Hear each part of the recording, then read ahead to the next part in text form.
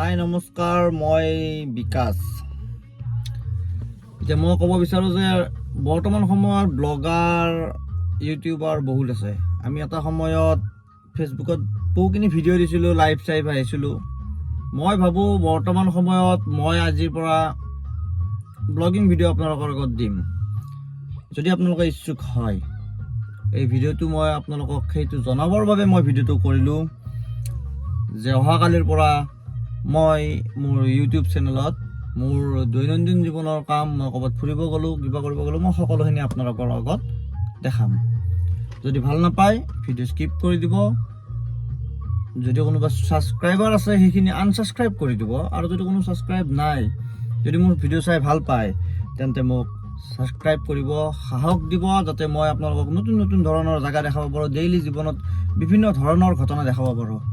এইখিনিয়ে কৈয়ে জয় শ্ৰী